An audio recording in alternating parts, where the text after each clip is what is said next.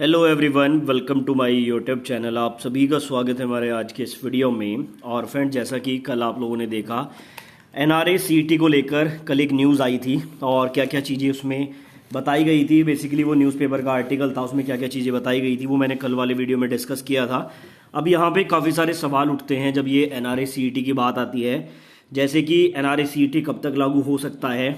और अगर बात करें ग्रुप डी में अभी तक सिर्फ एक ही एग्ज़ाम होता है। अगर ग्रुप डी को ग्रुप सी में किया गया है, अगर ग्रुप डी ग्रुप सी में गया है, तो क्या ये बात भी सत्य है कि जो ग्रुप डी है वो एनआरए सीईटी में कवर होगा। यहाँ पे सवाल ये भी उठता है कि क्या ग्रुप डी में अब 2 एग्ज़ाम हुआ करेंगे।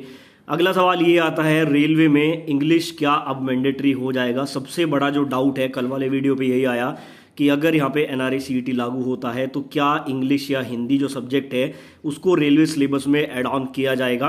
और एनआरए सीईटी के फ़ायदे और नुकसान क्या क्या हैं वो इस वीडियो में मैं आपको बताने वाला हूँ। छोटे से वीडियो में आपको सारी जानकारी मिलेगी।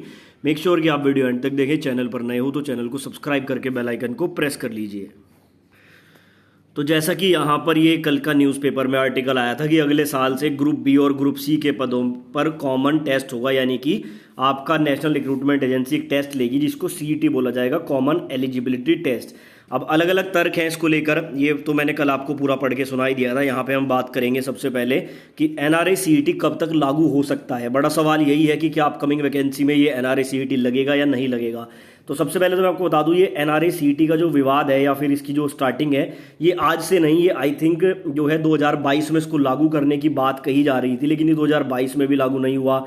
ठीक है, 2023 में भी ये लागू नहीं होगा। अब ये 2024 में लागू करने की बात कह रहे हैं। तो हालांकि चांसेस तो कम ही हैं, लेकिन कभी ना कभी तो ये लागू जरूर होगा। जब इसके कमेटी बनाई जा रही है, पूरा इसका ब्लूप्रिंट तैयार किया जा रहा है, इस पे काम हो रहा है, तो ऑब्वियस सी बात है कि ये लागू तो कभी ना कभी जरूर होगा। ठीक है, तो एग्जैक्ट ये कहना कि ये 2024 के जो अपकमिंग एग्जाम्स है उसमें लागू हो जाएगा, ये सही नहीं होगा। यहाँ पर 50-50 चांसेस आप कह सकते हैं, क्योंकि आपको बताइए सरकारी काम है, ये बहुत डिले चलते हैं इस तरह के।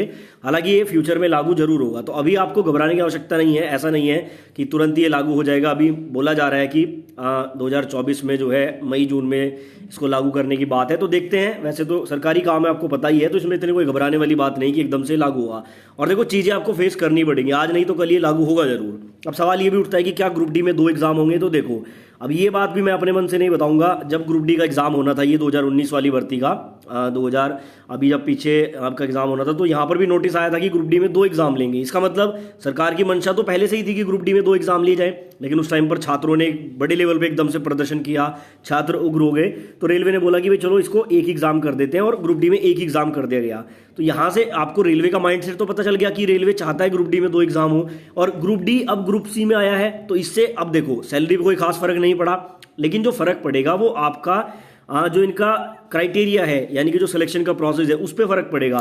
तो बहुत ज्यादा चांसेस है कि ग्रुप डी में भी अब 2 ही एग्जाम होंगे, सीबीटी 1 और सीबीटी 2। ठीक है, ये मैं एनआरए सीईटी से हटके बता रहा हूं। एनआरए सीईटी लगे तो एक अलग बात है, अगर एनआरए सीईटी नहीं भी लगता है तो भी ग्रुप डी में सीबीटी 1 और सीबीटी 2 होने के बहुत ज्यादा चांसेस हैं, क्योंकि रेलवे की मंशा आप लोगों ने देखी है। ठीक है, तो ये बात भी क्लियर होगी भाई, ग्रुप डी में आने वाली अपकमिंग वैकेंसी में, क्योंकि ग्रुप सी में इंक्लूड हो चुका है, तो इसमें 2 एग्जाम हो सकते हैं। 99% मान के चलो, 1% का थोड़ा सा आप कहीं भी विंडो छोड़ सकते हैं, क्योंकि रेलवे के मूड का कुछ भी नहीं पता।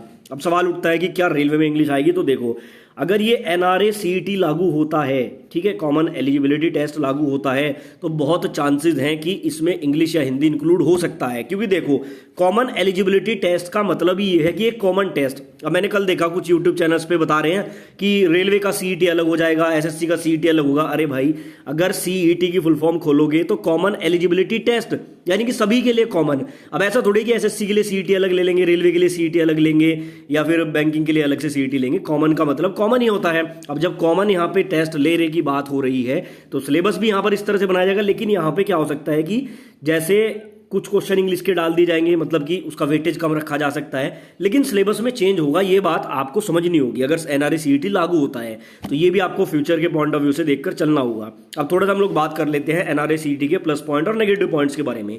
पहले मैं आपको प्लस पॉइंट बताता हूं। देखो, प्लस पॉइंट सबसे पहला क्या है कि इसकी वैलिडिटी 3 साल है। आपने एक एग्जाम दिया सीबीटी का, आपके मार्क्स उसमें अच्छे आ गए, आप 3 साल के लिए फ्री हैं। अब आपका कट ऑफ अगर अच्छा है, आपके मार्क्स अच्छे हैं, बैंकिंग का कोई एग्जाम है, आप डायरेक्ट उसका सीबीटी 2 दो, एसएससी का कोई एग्जाम है, आप डायरेक्ट सीबीटी 2 दो, रेलवे का कोई एग्जाम है, आप डायरेक्ट उसका मेन एग्जाम दो। ठीक है, तो फायदा तो है यहाँ पर, एक एग्जाम आपको 3 साल तक काम करेगा। ठीक है। दूसरा बात करें, साल में 2 बार ही एग्जाम हुआ करेगा। मान लो कि आपने भी एग्जाम दिया, आपके मार्क्स अच्छे नहीं बने, आप क्वालिफाई नहीं कर पाए, तो 6 महीने बाद फिर आपके पास मौका है। जबकि अभी अगर आप देख रहे हो तो 5-5 साल तक रेलवे में वैकेंसी नहीं आ रही है। तो एनआरई सीईटी आने से क्या होगा कि आपको साल में 2 बार मौका मिल रहा है अपने आप को चेक करने का, अपनी तैयारी को चेक करने का। ठीक है, ये भी एक प्लस पॉइंट है। तीसरा प्लस पॉइंट है कि इससे आपके एग्जाम सेंटर्स नज़दीक होंगे। मेन यही बात बोली जा रही है इनके द्वारा भी, भाई एग्जाम सेंटर नज़दीक करने के लिए हम ये कर रहे हैं, तो एग्जाम सेंटर नज़दीक होंगे। ठीक है, और चौथा प्लस पॉइंट ये है कि आप एक बार सीबीटी देके 3 साल के लिए फ्री हो, सीधा आपको एक ही एग्जाम देना है। यानी कि अब आपको ये टेंशन नहीं होगी कि पहले मुझे सीबीटी 1 क्लियर करना है, फिर सीबीटी 2 क्लियर करना है। सीधा ये है कि आप एक बार सीबीटी 1 क्लियर करके बैठ गए, यानी कि कॉमन एलिजिबिलिटी टेस्ट क्लियर करके बैठ गए, डायरेक्ट आपको मेन एग्जाम की तैयारी करनी है। तो 4 प्लस पॉइंट है। लेकिन अब हर चीज़ के सिक्के के 2 पहलू होते हैं, एक यहाँ पे पॉजिटिव होता है, एक नेगेटिव होता है। कुछ नेगेटिव पॉइंट भी है। नेगेटिव पॉइंट ये कि भाई एग्जाम सिलेबस जो है उसमें चेंजेस देखने को मिल सकते हैं, तो थोड़ा सा डिफिकल्टी लेवल उन लोगों के लिए बढ़ सकता है जिन्होंने कभी इंग्लिश नहीं पढ़ी, हिंदी नहीं पढ़ी, जो सिर्फ मैथ्स, रीजनिंग और साइंस पे डिपेंडेंट थे, रेलवे वाले स्टूडेंट, उनको चीज़ें थोड़ी डिफिकल्ट भी लग सकती हैं। ये एक नेगेटिव पॉइंट है। दूसरा क्या है कि यहाँ पर देखो, अगर आप एक बार फेल हो जाते हो, मान लो कि आपने सीबीटी दिया, आपका कट ऑफ उसमें अच्छा नहीं बना, तो आप 6 महीने के लिए फिर सब एग्जाम के लिए फेल हो। उन 6 महीने के दौरान कोई भी वैकेंसी आती है, आप उसका मेन एग्जाम नहीं दे पाओगे, तो ये एक नेगेटिव पॉइंट भी है। ठीक है, हालांकि फिर 6 महीने बाद आपको दोबारा मौका मिलेगा, लेकिन वो 6 महीने का जो गैप है वो आपके लिए बेकार चला जाएगा।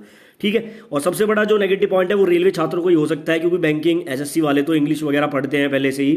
ठीक है, तो नुकसान जो है वो रेलवे वाले एस्पायरेंट को हो सकता है कि भाई इंग्लिश उनको थोड़ी सी पढ़नी पड़ सकती है। अभी कंफर्म नहीं है, मैं आपको ये संभावनाएं बता रहा हूँ। ठीक है, तो ये यहाँ पर कुछ नेगेटिव पॉइंट थे, कुछ पॉजिटिव पॉइंट थे। जो भी चीज़ें आपके यहाँ पे सवाल बन रहे थे वो मैंने सारे ली हैं। फिर भी कोई डाउट है तो कमेंट बॉक्स में लिख सकते हैं, और आपकी क्या राय है वो भी आप कमेंट बॉक्स में जरूर बताएं।